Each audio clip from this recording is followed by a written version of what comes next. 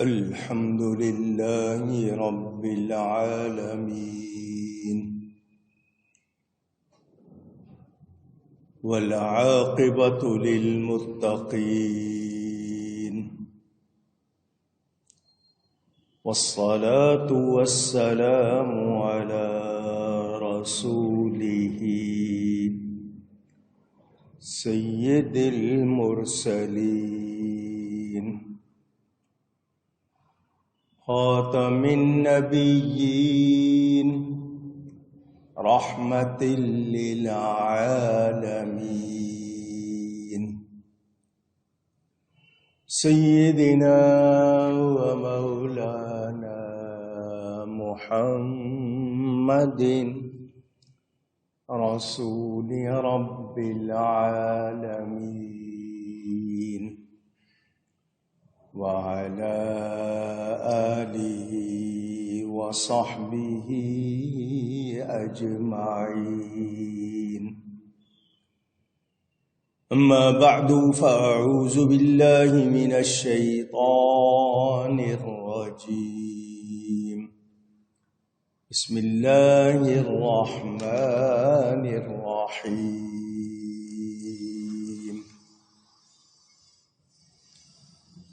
وما كنت تتلو من قبله من كتاب ولا تخطه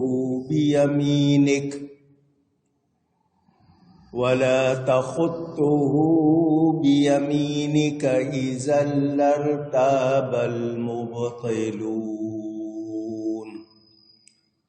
بل هو آيات بينات في صدور الذين أوتوا العلم وما يجحد بآياتنا إلا الظالمون. صدق اللہ العلی العظیم. محبت کے ساتھ ایک مرتبہ دروشی پڑھ لیجئے. اللہم صلی علی سیدنا و مولانا محمد معدن الجود والکرم وآلہ وصحبہ وبارک وسلم. الصلاة والسلام عليك يا رسول الله. الصلاة والسلام عليك يا حبيب الله. الصلاة والسلام عليك يا رحمة للعالمين وعلى آلك وأصحابك يا شفيع المذنبين. حمد و صلاۃ کے بعد قرآن کریم کی سورۃ العنکبوت کی تفسیر کا بیان آپ کو سنا رہا ہوں. گزشتہ جمعے یہ آیت پڑھی تھی کہ نبی کریم صلی اللہ علیہ وآلہ وسلم پر اللہ نے قرآن نازل کیا،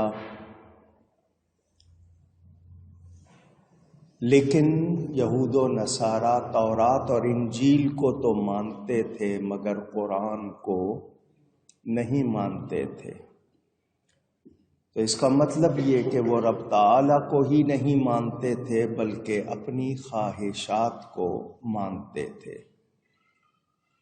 تو گزشتہ انبیاء پر کتابیں اتاری گئیں، ایسے ہی نبی پاک صلی اللہ علیہ وآلہ وسلم پر قرآن اتارا گیا. تو جب مسلمان آسمانی کتابوں پر، پہلی کتابوں پر اعتراض نہیں کرتے تو اہل کتاب کو بھی قرآن پر اعتراض نہیں ہونا چاہیے.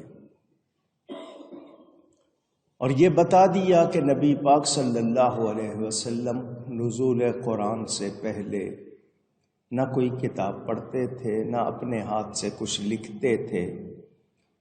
اگر ایسا ہوتا تو باطل والے ضرور شک لے آتے، شک کرتے کہ جی پہلے سے نوٹس لکھے ہوئے ہیں، پوائنٹس لکھے ہوئے ہیں، یاد کی ہوئی باتیں سنا رہے ہیں۔ کہا گیا کہ قرآن کریم وہ روشن آیتیں ہیں کہ ان کے سینوں میں جن کو علم دیا گیا، اہل کتاب کے علماء موجود تھے جو آسمانی کتابوں کے پڑھنے اور جاننے والے تھے، جیسے حضرت عبداللہ بن سلام، وہ علماء یہود میں سے تھے، مگر نبی پاک سے قرآن سنا تو ایمان لے آئے۔ مشرکین مکہ میں سے بھی کچھ لوگ ایمان لائے، اور آئندہ تو سب نے ہی ایمان لانا تھا، لیکن بتایا جا رہا ہے کہ قرآن رب تعالی کا کلام ہے، کسی انسان کا بنایا ہوا نہیں ہے۔ بار بار آپ کو یہ بات بتاتا ہوں کہ قرآن مخلوق نہیں ہے، غیر مخلوق ہے۔ کلام متکلم کی صفت ہوتا ہے، جو بولا جائے بولنے والے کی صفت ہے، اور یہ اللہ کا کلام ہے، اور اللہ کی صفتیں مخلوق نہیں ہیں۔ بے مثل رب کا بے مثل کلام ہے۔ ان کو چیلنج کیا گیا کہ تم اگر سمجھتے ہو یہ انسانی کلام ہے تو عربی تمہیں بھی آتی ہے، اپنے آپ کو فصیح، بڑی صاف ستھری زبان والا بولتے ہو، اپنے مقابلے میں دوسروں کو اعجمی کہتے ہو، گونگے کہتے ہو کہ ہمارے سامنے بول نہیں سکتے، تو تمہیں بھی عربی آتی ہے، اس جیسا بنا لاؤ۔ پورا نہیں، 10 سورتیں، 1 سورت، 10 آیتیں نہیں، ایک چھوٹی سی آیت ہی بنا کے لے آؤ۔ مگر ساتھ ہی فرما دیا تم ایسا کر سکتے نہیں، نہ ہی تم سے ہوگا یہ۔ فَإِن لَّمْ تَفْعَلُوا وَلَن تَفْعَلُوا، تم کر ہی نہیں سکتے، کیونکہ یہ رب کا کلام ہے، کسی انسان کا کلام نہیں۔ رب تعالی کا کلام ہے، اور کوئی کلام اس کے مثل ہو سکتا نہیں، مان لو۔ مگر وہ نہیں مانے۔ میں نے آپ کو پہلے بھی بتائی ہیں یہ باتیں کہ انبیاء کرام کو معجزات عطا ہوتے ہیں، معجزات جو آپ کی عقل کو عاجز کر دے ہیں۔ یہ کیسے ہو گیا؟ یہ کام اللہ کے ہوتے ہیں، ظاہر نبی سے معجزہ کہتے ہیں۔ نبی پاک صلی اللہ علیہ وسلم جس دور، جس معاشرے میں تشریف لائے، وہاں پر بڑا ان کو زعم تھا، ہم بڑی اچھی زبان والے ہیں، تو اللہ نے نبی پاک کو قرآن دیا جو سب سے بڑا معجزہ ہے، وہ اس کے سامنے بول سکے نہیں۔ نبی سے جب وہ سنتے تھے تو ان کو آگے سے بولنے کی جرأت نہیں ہوتی۔ اعلیٰ حضرت نے اسی لیے فرمایا نا، تیرے آگے یوں ہیں دبے لچے فصحا عرب کے بڑے بڑے۔ حضور جب آپ کلام کرتے ہیں تو یہ عرب کے بڑی صاف، اعلیٰ، عمدہ، شائستہ زبان والے ایسے ہیں دبے لچے، ان کو آپ کے سامنے بولنے کی جرأت۔ تیرے آگے یوں ہیں دبے لچے فصحا عرب کے بڑے بڑے۔ جان منہ میں زبان نہیں بلکہ جسم میں جان نہیں۔ یوں لگتا ہے ان کے منہ میں زبان نہیں، بلکہ یوں لگتا ہے جسم میں جان بھی نہیں ہے۔ تو اللہ تعالی نے وہ خصوصیت نبی پاک کو عطا فرمائی۔ اللہ فرماتا ہے یہ روشن آیتیں ہیں، قرآن کریم روشن آیتیں ہیں کہ ان کے سینوں میں جن کو علم دیا گیا اور ہماری آیتوں کا انکار نہیں کرتے مگر ظالم۔ یہ لوگ ظلم کر رہے ہیں، اللہ کا کلام سن کر بھی مانتے نہیں، ضدی ہیں، اسٹبن کہتے ہیں نا آپ لوگ، ہٹ درم، نہیں ماننا، جانتے ہیں سمجھتے ہیں پھر بھی مانتے نہیں۔ وَقَالُوا لَوْلَا أُنزِلَ عَلَيْهِ آيَاتٌ مِّن رَّبِّهِ، اور بولے کیوں نہ اتری کچھ نشانیاں ان پر ان کے رب کی طرف سے۔ قُلْ إِنَّمَا الْآيَاتُ عِندَ اللَّهِ، اے حبیب آپ فرما دیجئے نشانیاں تو اللہ ہی کے پاس ہیں۔ وَإِنَّمَا أَنَا نَذِيرٌ مُبِينٌ، اور میں تو یہی صاف ڈر سنانے والا ہوں۔ جان بوجھ کر حسد جلن کی وجہ سے حضور کا انکار کرتے تھے، جیسے علماء یہود اور مشرکین مکہ۔ نبی پاک صلی اللہ علیہ وسلم اعلان نبوت سے پہلے نہ پڑھتے تھے نہ لکھتے تھے۔ اعلان نبوت کے بعد اللہ تعالی نے آپ کو یہ خصوصیات بھی عطا فرمائی۔ وہ تمام لوگ جو نبی پاک صلی اللہ علیہ وسلم کے بارے میں غور سے توجہ سے احادیث پڑھتے ہیں،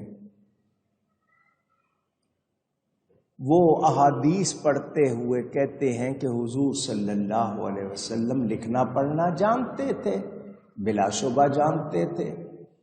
صلح حدیبیہ میں حضور نے کچھ لکھا بھی۔ تو مطلب یہ ہے کہ یہ اعلان نبوت کے بعد، اعلان نبوت سے پہلے نہیں، یہ ذہن میں رہے۔ اس طرح کہ کفار مکہ تو کہہ دیتے کہ چونکہ حضور صلی اللہ علیہ وسلم شروع سے ہی عالم و فاضل پڑھے لکھے ہوئے ہیں، تو اب آپ نے اپنے زور علم سے، اپنی قوت علم سے قرآن بنا لیا ہے۔ اور علماء اہل کتاب یہ کہتے کہ ہماری کتابوں میں نبی آخر الزمان کی نشانیاں، علامات یہ لکھی ہیں کہ وہ پڑھے لکھے نہیں ہوں گے، کسی انسان کے سامنے شاگرد بن کر لکھنا پڑھنا سیکھا نہیں ہوگا، اور آپ تو لکھے پڑھے ہیں، لہٰذا وہ یہ کہتے کہ جی آپ سچے رسول نہیں ہیں، معاذ اللہ۔ اب جب آپ لکھے پڑھے نہیں تو کسی کو کسی شبہ کی گنجائش نہیں کہ پہلے اعلان نبوت سے پہلے لکھنا پڑھنا نبی پاک نے نہیں کیا۔ اب وہ لوگ جن کو نہ ماننا ہو وہ اڑی پر آ جائیں، اڑ جائیں، ضد کر لیں، تو پھر اس کا کوئی علاج نہیں ہوتا۔ عالم ہونا اور شان ہے، پڑھا لکھا ہونا اور شان۔ نبی کریم صلی اللہ علیہ وسلم وہ روشن آیتوں والے ہیں جو اہل کتاب کے سینوں میں محفوظ ہیں، کیونکہ اہل کتاب نبی پاک صلی اللہ علیہ وآلہ وسلم کو اول ہی سے پہچانتے تھے، جانتے تھے۔ یا قرآن وہ روشن آیات ہیں جو عالموں حافظوں کے سینوں میں تا قیامت روشن رہے گا۔ سوائے قرآن کریم کے کوئی اور کتاب اس شان والی نہیں ہوئی کہ اس کے لوگ حافظ ہوں، اسے پورا پورا یاد کر لیں۔ یہاں سے دو باتیں پتہ چل گئیں کہ قرآن یاد کرنے والے، جن کو آپ حفاظ کہتے ہیں، حافظ کی جمع، اور عالم کی جمع علماء، یہ دونوں بڑی شان والے ہیں۔ کیوں؟ کہ ان کے سینے میں قرآن ہے، قرآن کے معانی ہیں، علوم ہیں، یہ روشن سینوں والے ہیں۔ قرآن نے جا کر ان کے سینوں میں روشنی کی ہے۔ جس کاغذ پر قرآن لکھا جائے وہ کاغذ شان والا ہو جاتا ہے، تو جس سینے میں قرآن آ جائے وہ سینہ بھی شان والا ہو جاتا ہے۔ جب قرآن سینے میں آ گیا تو اتنی شان، تو جس کے سینے پہ قرآن اترا ہے ان کی کتنی شان ہوگی، اندازہ کیا جا سکتا ہے۔ جس پر قرآن لکھا ہے کاغذ پر، اس کو ناپاک آدمی چھو سکتا نہیں، گندا آدمی چھو نہیں سکتا۔ تو انشاءاللہ قرآن والے سینے کو گندا شیطان بھی نہیں چھوئے گا۔ دوسرا یہ کہ اس قرآن میں کوئی تبدیلی، تحریف نہیں ہو سکتی، کیونکہ تبدیلی اور تحریف ہوگی تو کاغذ میں ہو سکتی ہے، سینوں میں ہو سکتی۔ کاغذ میں لکھا ہے مٹا دیا، لفظ آگے پیچھے کر دیا، لیکن سینے میں ایسا کیا جا سکتا نہیں۔